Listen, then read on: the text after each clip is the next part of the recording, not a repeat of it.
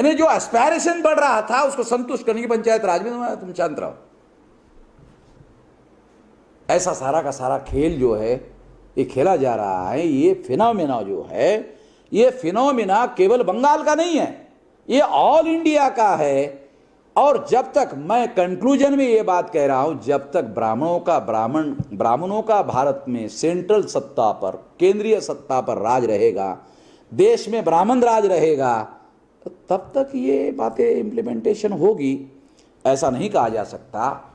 दूसरी तरफ हम ये सोचते हैं कि 26 जनवरी 1950 से लेकर 2020 तक ब्राह्मणों ने ऐसा खेल खेला कि रूलिंग में ब्राह्मण, अपोजिशन में ब्राह्मण, थर्ड अपोजिशन में ब्राह्मण और 5-5 नेशनल लेवल की पार्टियां ब्राह्मणों की, ब्राह्मण राज उन्होंने भारत में स्थापित कर दिया।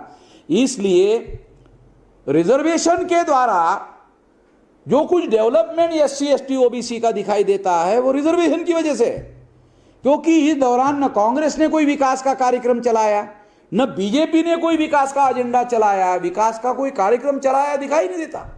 विकास के लिए SC ST के लिए कुछ कंपोनेंट प्लान था।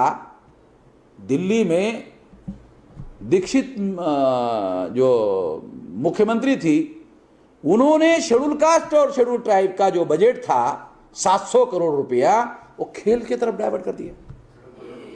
और महाराष्ट्र में अजीत पवार ने, जो राष्ट्रवादी के हैं, अजीत पवार ने शेड्यूल कास्ट और शेड्यूल ट्राइब का जो डेवलपमेंट पैसा आता था वो दूसरे की तरफ सड़क डेवलपमेंट में डाइवर्ट कर दिया, अलग अलग तरीके डाइवर्ट कर दिया उनको देना। क्योंकि जो फाइनेंस मिनिस्टर होता है, सेंट्रल से जो पैसा आता है वो किसको डिस्ट्रीब्यूट करना है वो फाइनेंस मिनिस्टर के नियंत्रण में होता है।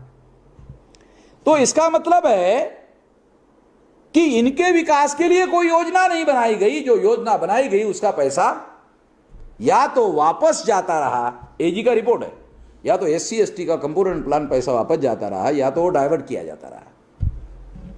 कोई कानून नहीं था। रिजर्वेशन इंप्लीमेंटेशन ना होने की एक और बात है कि एक डिप्टी सेक्रेटरी के एग्जीक्यूटिव ऑर्डर पर रिजर्वेशन अमल किया जा रहा है, और उसके लिए इतना बड़ा कार्यक्रम अमल में लाने के लिए किसी प्रकार का कोई कानून नहीं बनाया गया। SC ST reservation implementation act कोई एक्ट नहीं है। जब कानून ही नहीं है तो अधिकारी इसको अमल में क्यों लाएंगे, कोटा पूरा क्यों करेंगे? जब तक ब्राह्मण रहेंगे वो नॉन इंप्लीमेंटेशन करते रहेंगे। अगर मुझे मान लो मुझे अधिकार मिल गया तो मैं क्या करूंगा, ब्राह्मण के साथ ब्राह्मण को कंपटीशन में लगा दूंगा, शेड्यूल कास्ट के साथ शेड्यूल कास्ट को कंपटीशन में लगा दूंगा, शेड्यूल ट्राइब को शेड्यूल ट्राइब के साथ कंपटीशन में लगा दूंगा, बैकवर्ड को बैकवर्ड के साथ कंपटीशन में लगा दूंगा। और बैकवर्ड में जो ऑल इंडिया लेवल पर जो मेरिट में रहेगा, अगर मान लो 15 सीटें भरनी है तो 15 लोगों को मेरिट में आए हैं और मेरिट वाले को भर्ती कर दी, कोटा पूरा हो जाएगा। SC ST का पॉलिटिकल रिजर्वेशन के लिए नालायक से नालायक आदमी जो है वो कोटा 100% पूरा होता है। पॉलिटिकल रिजर्वेशन 22.5% SC ST का, तुम कहते हो कि ये लायक लोग नहीं है। अगर ये लायक लोग नहीं तो पॉलिटिकल रिजर्वेशन में कहां से मिल रहे? जब पहली बार 1952 में चुनाव हुआ तो जवाहरलाल नेहरू ने, बाबा साहब अम्बेडकर ने लिखा, अपने खानसामे को टिकट दिए। खाना पकाने वाले को, अगर वो MP बनेगा तो पार्लियामेंट में क्या बोलेगा, ये सब्जी में ये मसाला डालना चाहिए, वो सब्जी में गरम मसाला इतना डालना चाहिए, ठंडा मसाला इतना डालना चाहिए, वो समाज के बारे में क्या जानेगा?